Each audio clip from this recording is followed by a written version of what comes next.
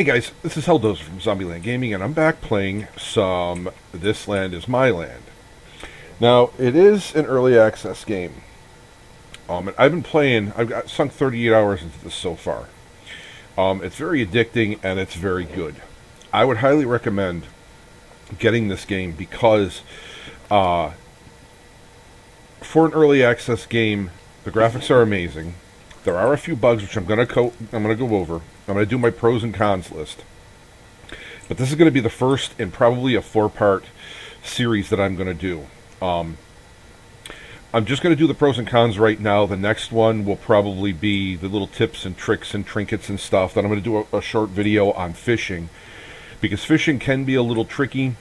And then the fourth one is going to be really into the gameplay. That's going to be a longer stream. It's probably going to be a couple-hour stream because I'm going to show how I do this stuff. Now, to start off with some of my ideas, for anybody that watches anything on my channel knows that I'm a WoW player. One of the things you're going to have to get used to is leaving stuff behind, and that's a little... Anybody that plays kind of games for like collection and crafting and stuff like this, you hate leaving stuff behind. But honestly, when I saw this game, because it is early access, there's no intro video or anything like this, and I was kind of reminded of the Zoram expansion for WoW, the patch in WoW.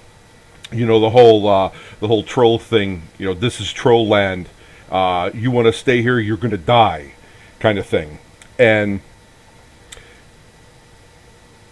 kind of playing to Iron Maiden's Run to the Hills. The, Native American Indians, whatever you want to call them, chasing down the white man, And at the end of the video, you're the chief. You're standing on like a small mountain with, everyone around you.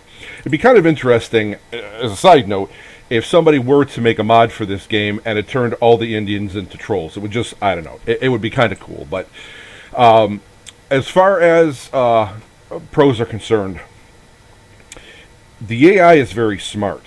And you're going to see that when I do some of my attack raids. I do solo my raids. In this tab, you can take and bring guys out with you to go ahead and raid with you. I generally don't, because right now, as you can see, my camps are very low. Your main one, that's where you're gonna run to when you first start the game.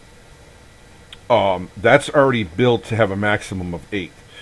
So you can go and create other camps, which I will cover in a later video. But you don't want to go too crazy with that. But that is a pro, that they give you the chance to do growth at your own pace. The only problem with that is if you grow too fast, as you can see, you start to have a low count. Now, that count is affected by adding job orders. I'll go over that in another video. But I will give a little teaser as to what's going on. This fort popped up. There was no fort here. And as you can see, now, when I had ended last night, Ketawongo was actually blacked out. There's actually a red X, like in Potawan. But when I log back in, they have a warrior in there. This game will change as you exit and load. That is amazing to me. It's not a finished game. Keep in mind, this is still an early access game. Now, their population is probably being cut down or controlled by this fort. Now, you will get more warriors as the more land that you take. At one point, this number was at 17%. And this leads into my next pro. As you grow, the computer will push back. The AI is very smart. Did I mention that part? And they will start incursions into your area. Now, these X'd out areas are where I've all cleaned out. They're not there. These are the different animals. Like, those are bears, that's wolf, there's boar.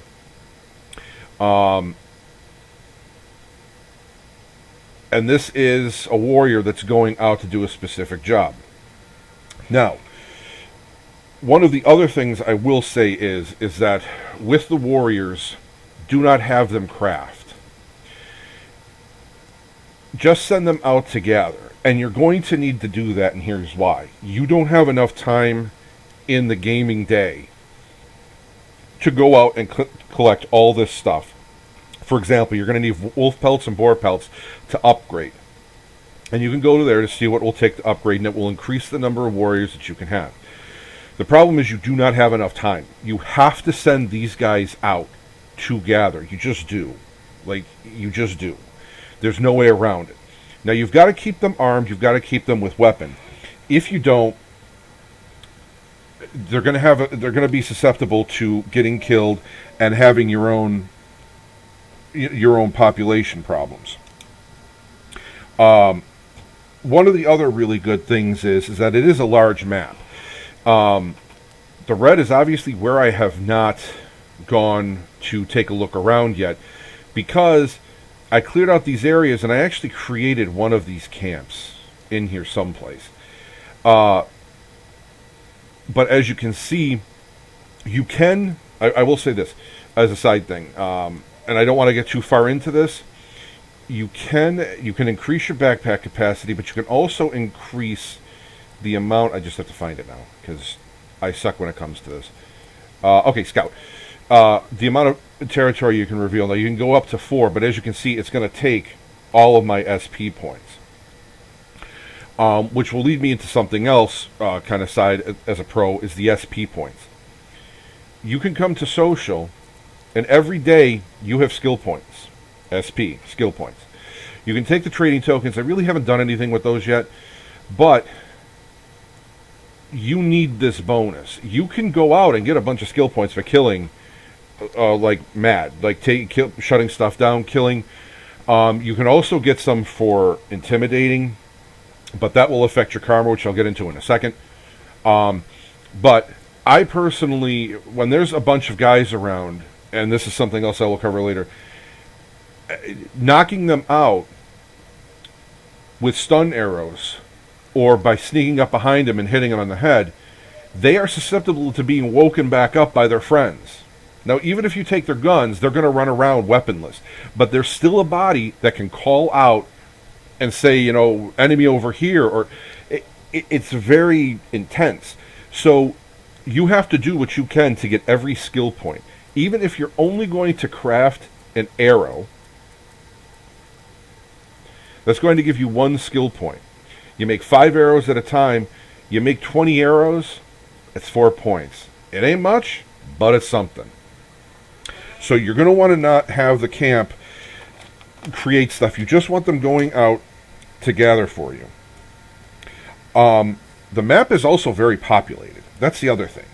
It doesn't look like it. You'll be running around in the wild, and you'll see wild animals, obviously, where they're marked. But with this stuff going on here, these camps, they're all labeled, they're all and like that, the town, source of expansion, and you will get warnings up in here that'll appear up in the right-hand corner that will say, you know, such and such is expanding, they're taking more land. And that's where this really comes into play. Like, you can start to lose your land. You have to fight for it, but you can't fight on too many fronts at once, and that's the problem that I have now, is I bit off a lot. So now, like, this particular outpost isn't a camp, but it is someplace that you can teleport to and from so if you want, like I have this, if I wanted to go there from here, and I had that outpost found, I can port between here and there. I can port between here and there. I haven't ported to a trading post, so I don't think that's possible yet, or if it even will be. And you definitely can't. You can't mount a horse. You can't ride a cart. You can't port if you're over your weight limit. So that's something else that's very important to keep in mind. There are a lot of guns. You're going to be able to craft, and I'm going to get into that as a con, but right now I just want to say that there is a giant gun selection, and that's where, again, your skill points are going to come into play. You want to take care of your knife a little bit if you can, But more importantly, you're gonna, from a warrior standpoint, they do have rifle, pistol, and bow, and then an overall weapons damage. I haven't done anything with a tomahawk yet. Haven't done anything with a spear yet. I haven't done a whole bunch of that, but I don't really want to like talk about the points just quite yet. I think that the system is very intuitive. You're not racing to get all the points that you can get, and then you're sitting around as like the most powerful guy and with only half of the map done. That's very cool. They have a high point count, and I don't mind having to go out to grind and actually do something like, oh, I don't know, play the game to actually get a bunch of points. The little bit that you get from social is a very good thing. I don't mind taking that. I'll take that. Thank you. Please drive through. And boom. Because you need it. Like some of these skill costs, I mean, just for Spear 1, you need 7170. I have 84. Like, you need that bonus. And at first, it felt like it was kind of like cheating. But hey, if they're going to give it to you, take it. It's not cheating. Some of the other stuff. Okay, so I want to talk about the NPCs. The NPCs are friggin' relentless. Like, they don't quit. They're like the plague. If you piss them off, they're going to come after you. And I've been put down a total of 5 times. And it will come up that they become more aware and they're stronger. So when you go back, they're going to have a better chance to see you at a distance because killing you makes them obviously stronger. So if you're going to go messing with some NPCs, you have to be very sure you're prepared. And the game forces you, like when you start, the game is wide open. Like you find your way to the camp, you get that camp, you get a quest, you're off to the races. Boom, game started, game on. There is nobody's holding your hand. You go and you go. So from that point, you have a choice. You can either kill or knock out. Now, like I said, if you knock them out, their friends can kick them and wake them up, tell them to get, you hear them, come on, what are you doing? Get up. Now, that's where the karma comes in. If you can go ahead and intimidate them, they'll get up, they'll run around, they'll talk a pile of shit to you, and off to the races they go. This is kind of important. I didn't really understand it at first, because you actually kneel down and you spread, juju bees on them and all of this business, and then they get around, they run around, and they're all crazy, and they run away. As a side note, a little tip I want to give, because I am covering this right now, there are going to be some quests where you have to clear out a camp but not hurt anyone. This is how you do it. If you can knock out every single person or just the leader. Doesn't matter, as long as you knock them out and intimidate them, but then you have to wait for them to run off the map.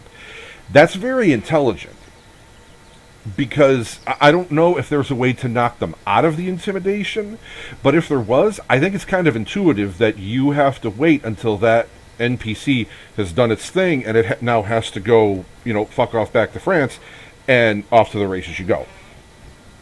And the NPCs do have independent movement. They will work together on you. And that's something else I'm going to cover later on.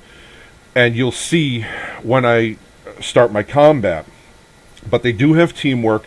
They do have a free range of movement. And that's a very big plus in a game like this, I think. In games like 7 Days to Die, they have weird movement. In other games, they have weird movement. No, these guys will charge right at you.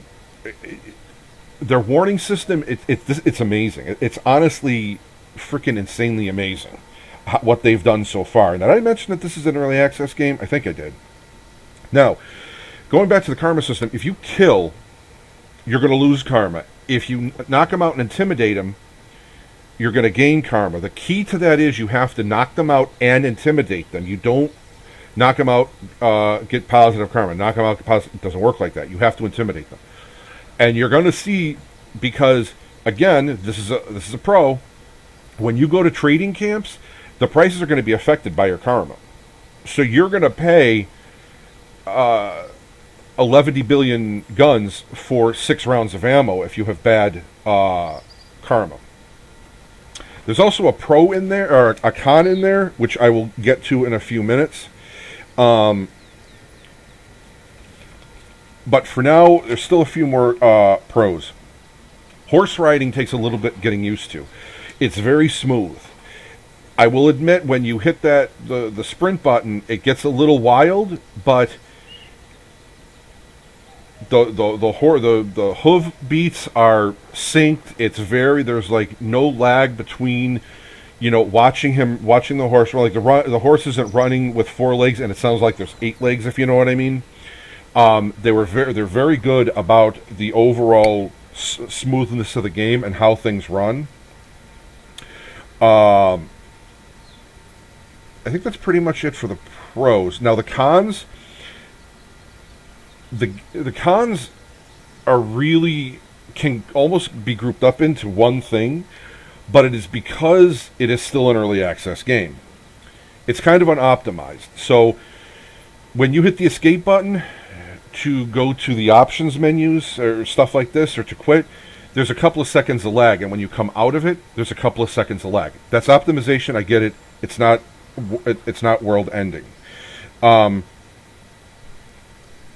This map here is a little clunky, and that's why I stayed on this map. Now, you want to do something here. Okay, you want to add an order. Okay, you're going to set the orders. You're going to do this, do that. Now, one of the big pluses here is this global camp search. You can search whatever you want. So say you want 50 caliber. Well, I have 3 shells and I have a gun. I have 2 guns. It says where they are, but you can take them. That's simply amazing. Now, I haven't. You go back to your inventory. Now, you can click back, but sometimes you have to hit tab and then go back into it. It's a little weird. It's a little clunky. It's really just kind of a minor bitch, so don't read into it. Like, it's alpha whining, so don't read into that. A little bit of work needs to be done on the outposts. The prices are a little crazy, and there's outposts that will have special or higher, higher end items. But I wish that you could make, like, there's times that you'll put stuff into the trade bar, and it will, you'll be getting something, but it feels like you're overpaying for it, if that makes sense. And you can't find the right balance between gun or ammo or good or whatever. If you could do like a multiple item deal with, like, if you could get them to put up multiple items, I haven't been able to do that, which I will show in one of the next videos when I do go to an outpost. But it's not game ending. I did mention the slight lag. One of the big cons is the crafting. Now, I'm going to show this. Patterns are hidden throughout the world. So, for example, this gun, with its scope, is absolutely the most insane thing I've seen yet. I would take this gun, even though it's a load gun, over a repeater any day of the week. With a scope, this thing destroys from range. Now, I found this pattern, and I found this pattern. They're both high quality guns. That's like best of the best, doesn't get higher than that. Now, each one is going to have its loudness, range, and damage. When you craft, which I will show you. Now, say I want to craft, I'm going to take something else. I want to take something, okay, this is good. This is perfect here. Okay, so you put in Pat. Okay, so all your Pat 1s show up. It has to look exactly like this. Now, what does that mean? Okay, now, so you see how that's like a tannish? I would say that's tan. But that gun isn't the same as that gun. It does 102 damage. That one does 57. The color is off. That one does 102. That one does... Okay, so that would be one. That's not. That's not. And that's not. You need 2 guns. Now, if somebody... I don't understand why you need 2 guns of a gun you're trying to make, it doesn't make sense to me to craft that gun. You can't take guns apart. Like, you can't take any of this stuff apart for parts. And I understand why they did that. I just don't understand why you need two, of the Saxon 1773 Navy pistol to make one. Like, it doesn't make, and it doesn't matter. The quality doesn't matter. You still need two. Like, I don't understand that. It seems random, but okay, I guess. And as far as saving and shutting down, if you lose power, you're screwed. I haven't experienced it myself, but the reason that I'm suspecting that might be the issue is in one of the loading screens, it does say that if you try to close the game while it's loading saving, you have a chance to corrupting your save file. So again, that's an optimization issue in my opinion, because it is early access. But none of these things should stop you from wanting to play this game. EA, Bethesda, 2K could all take a lesson from these guys. Game Labs put this game out, and right now, in my opinion, Game Labs has done an absolutely 100% kick-ass job on this. They're up with the updates. They're doing their thing. They're pushing this stuff out. Again, I have 38 hours in this game, and time just disappears in this game. As you'll see when I do the raid that I want to do later today.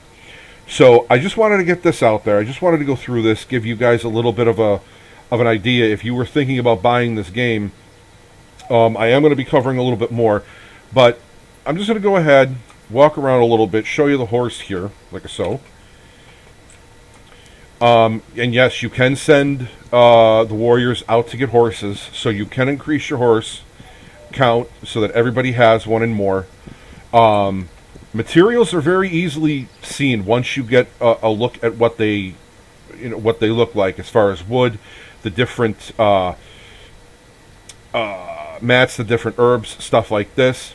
You can take falling damage, which is kind of cool. It's not great, but I do think it is weight based. I'm not sure. So here we go.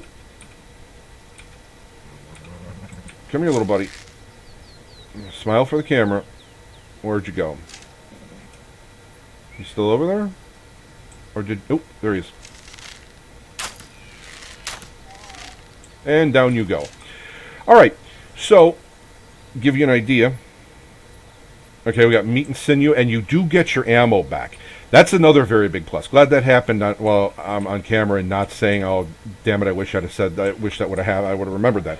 You can get your arrows back, and it does say which arrows you get back. So if you shoot at something and you miss it, as long as you walk over the spot on the ground that it is, you get those arrows back. There are arrows you won't get back, such as stun arrows, obviously explosive arrows. There's some other stuff. But yeah, that's where it is, and I'm going to end this here. Anybody that's thinking about getting this game, you definitely should. This has been Helldozer for Zombieland Gaming. If you see something you like, please like and subscribe, and I'll see you guys again later.